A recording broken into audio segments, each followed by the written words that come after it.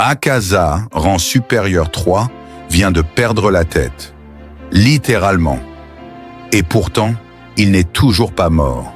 Il fonce encore sur Tanjiro, le regard brûlant de rage. Son corps change à vue d'œil, comme s'il voulait effacer son point faible, son cou. Tanjiro, déjà grièvement blessé, s'effondre et sombre dans l'inconscience. Giyu, lui, atteint ses limites. Vision qui se rétrécit, surdité totale de l'oreille gauche, main droite insensible. Sa vitesse chute, ses attaques manquent de précision.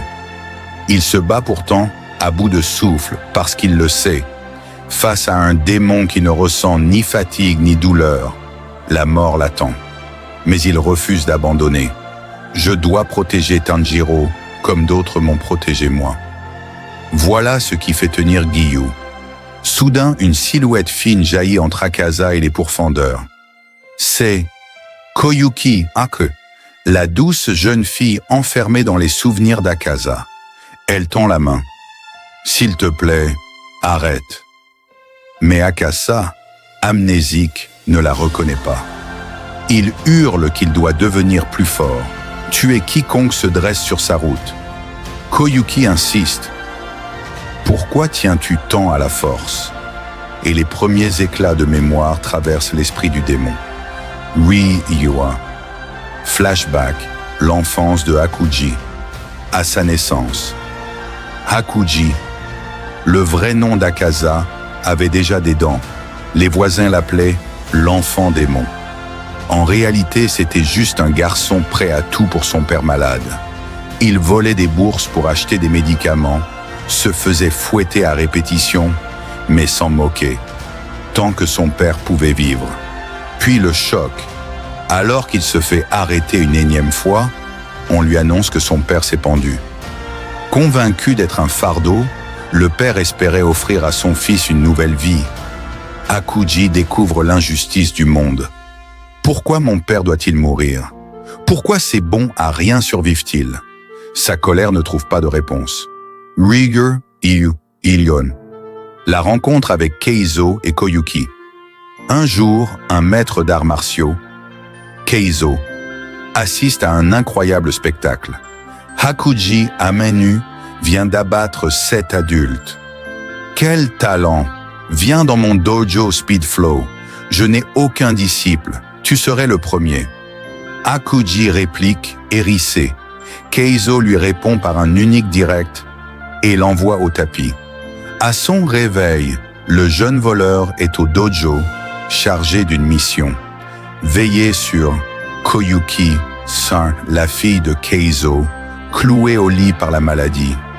Nuit blanche, serviette fraîche, bouillon nourrissant, fort de l'expérience acquise auprès de son père, Hakuji s'occupe d'elle sans se plaindre.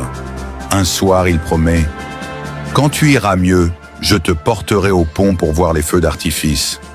Pas cette année, alors l'an prochain. » Les larmes de Koyuki coulent. Pour la première fois, quelqu'un imagine son avenir. Drügebar Dolitur. 3 ans plus tard, Koyuki remarche, sourit, vit. Keizo propose à Hakuji de reprendre le dojo. Et Koyuki, rougissante, avoue « Je t'aime, veux-tu m'épouser ?» Hakuji n'ose y croire. Lui, le fils du diable, pourrait-il connaître le bonheur? Il accepte, plein d'espoir. Ivervajaralia. Le cauchemar. Un soir, alors qu'il revient du cimetière où il annonçait son mariage à son père, Hakuji sent un froid lui hérisser la nuque. Il trouve le puits empoisonné. Dans le dojo, Keizo, Koyuki, tous les disciples, morts. 67 corps massacrés par un dojo rival jaloux. Le monde de Hakuji s'effondre une deuxième fois. Dans le désespoir, il croise le démon, Muzan. Quel potentiel! Devient un démon, dépasse tes limites. Et Hakuji cède. Sa mémoire humaine s'efface. Ne reste qu'une quête insensée de puissance. Des siècles de massacres sans but. Yaber Hector, retour au présent. Tanjiro rouvre les yeux.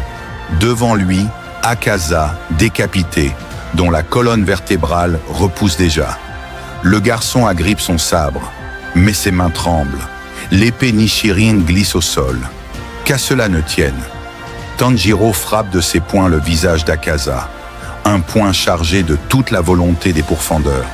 Ce coup rappelle à Akaza le premier direct de Keizo, celui qu'il avait remis dans le droit chemin. Il comprend soudain, il hait les faibles parce qu'ils trichent, parce qu'ils empoisonnent, parce qu'ils brisent les règles d'un combat loyal.